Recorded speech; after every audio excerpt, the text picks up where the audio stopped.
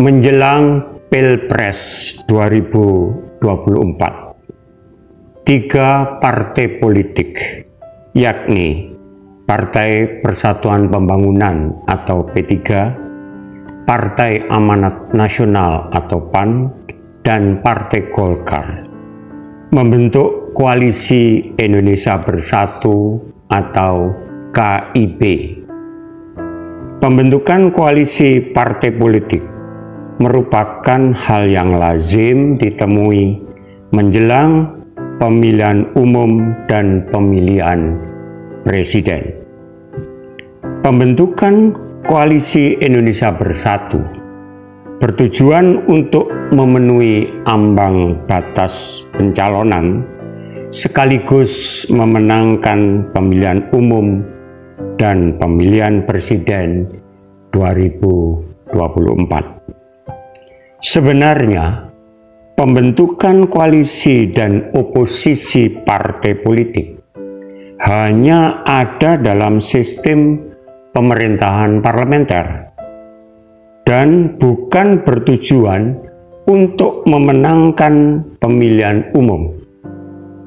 Untuk itulah seyogianya pembentukan koalisi partai politik dalam sistem pemerintahan presidensial merupakan praktik yang salah kaprah.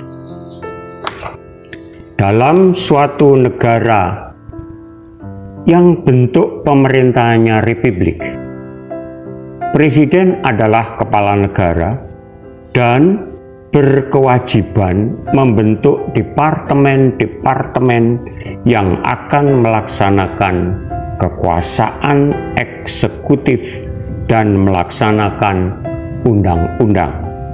Setiap departemen akan dipimpin oleh seorang menteri.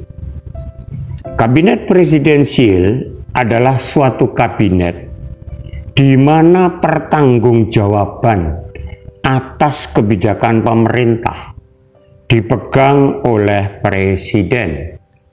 Presiden merangkap jabatan sebagai Perdana Menteri, sehingga para menteri tidak bertanggung jawab kepada parlemen atau DPR, melainkan kepada presiden. Contoh negara yang menggunakan sistem kabinet presidensial adalah Amerika Serikat dan Indonesia. Beberapa prinsip pokok yang bersifat universal dalam sistem pemerintahan presidensial sebagai berikut. Pertama, terdapat pemisahan kekuasaan yang jelas antara cabang kekuasaan eksekutif dan legislatif. Kedua, presiden merupakan eksekutif tunggal. Kekuasaan eksekutif presiden tidak terbagi dan yang ada hanya presiden dan wakil presiden saja. Ketiga, kepala pemerintahan adalah sekaligus kepala negara, atau sebaliknya, kepala negara adalah sekaligus merupakan kepala pemerintahan. Keempat, presiden mengangkat para menteri sebagai pembantu atau sebagai bawahan yang bertanggung jawab kepadanya. Kelima, anggota parlemen tidak boleh menduduki jabatan eksekutif dan demikian pula sebaliknya.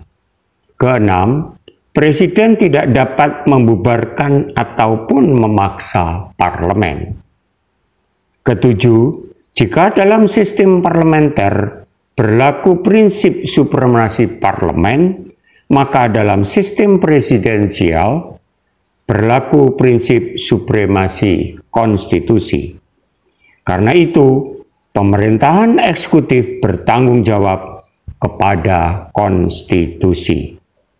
Kedelapan, eksekutif bertanggung jawab langsung kepada rakyat yang berdaulat. Dan 9, kekuasaan tersebar secara tidak terpusat seperti dalam sistem parlementer yang terpusat pada parlemen. Jadi dalam sistem presidensial, presiden tidak bisa membubarkan Dewan Perwakilan Rakyat. Sebaliknya, Dewan Perwakilan Rakyat tidak bisa menjatuhkan presiden kecuali presiden yang menjatuhkan dirinya sendiri dengan melakukan pelanggaran hukum berupa pengkhianatan terhadap negara, korupsi, penyuapan, tindak pidana berat lainnya, atau perbuatan tercela, dan atau tidak lagi memenuhi syarat sebagai presiden dan atau wakil presiden.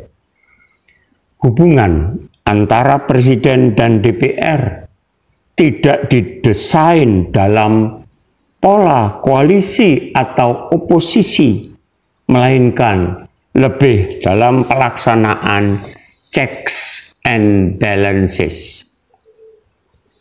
Dalam hal legislasi, DPR tidak boleh menerima atau menolak rancangan undang-undang secara a priori yang diajukan pemerintah.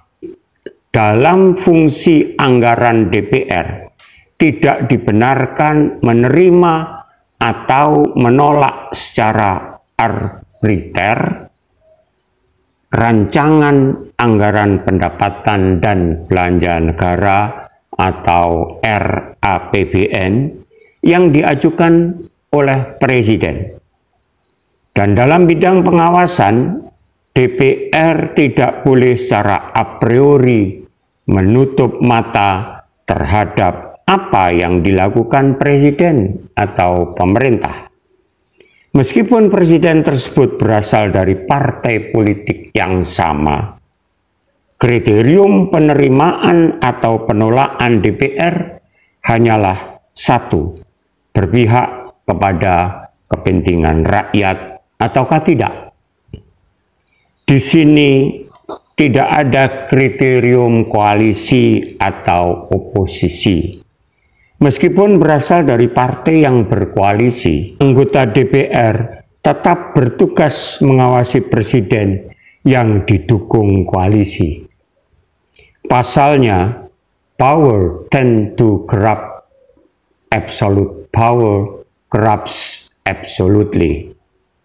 Sebab siapapun dia, begitu mereka memegang kekuasaan, maka yang berlaku adalah hukum kekuasaan, cenderung untuk korup.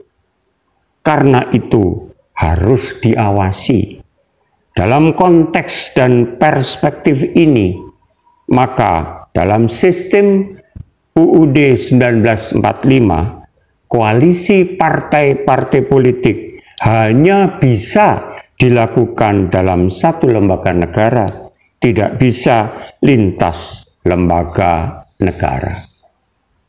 Dalam teori politik, terdapat the ruling party atau partai berkuasa dan the opposition party atau partai oposisi.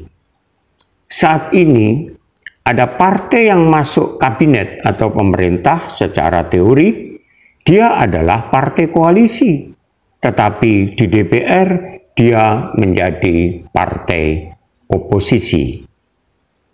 Terdapat 3 masalah fundamental terkait ide koalisi atau oposisi di Indonesia yang harus diklarifikasi dan diselesaikan sebelum koalisi politik di Indonesia dapat stabil pada masa mendatang. Pertama, tidak jelasnya arti partai koalisi dan partai oposisi dalam politik Indonesia. Kedua, dasar bagi koalisi pendukung pemerintah lebih banyak terkait kepentingan politik ketimbang persamaan visi dan kebijakan. Ketiga, mekanisme sanksi terhadap partai koalisi yang membelot tidak jelas. Dalam Encyclopedia of Government and Politics dijelaskan bahwa koalisi dan oposisi menjalankan fungsi pengawasan dan penyeimbangan atau checks and balances. Koalisi merupakan mayoritas atau kelompok parlemen yang anggotanya terdiri atas 50% plus 1 dari total keseluruhan anggota parlemen. Untuk itulah, koalisi memiliki wewenang untuk membentuk kabinet yang menjalankan pemerintahan. Sementara itu, oposisi berwenang untuk mengawasi pemerintahan yang dijalankan oleh kabinet bentukan koalisi.